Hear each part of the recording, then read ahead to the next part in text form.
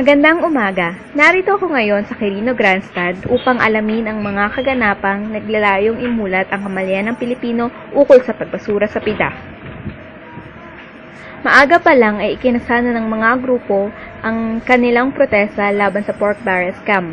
Isinagawa rin ngayong araw ang malawakang pangangalap ng pirma na tinawag nilang Sign Up Against All Pork.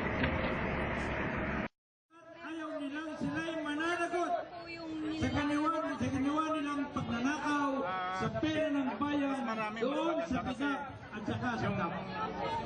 Gusto nilang ilagay ang JDF sa National Treasury sa mayroon sa kinukuha nila sa PAGCOR at saka sa Philippine Charity. Lalagay lamang doon sa tinatawag nating President's Special Fund na ito ay hindi pati ino-audit pag ito yun ay ininagawa at pinangangasiwaan ang ating Pangulo. Kaya sa hapon pong ito ay ating i-condemn ang pork. Ang mga sumusunod naman ay ang mga larawang nakuhanan natin noong nakaraang Lunes.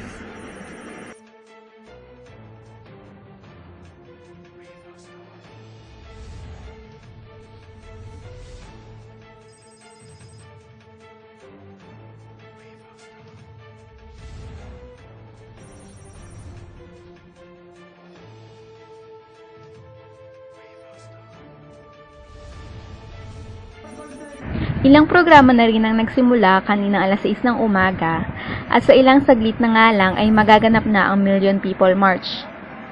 Matatapos ang kabuuan ng programa sa ganap na launan ng hapon. Ako po si Kim Pesare, nag-uulat mula sa Quirino Grandstand.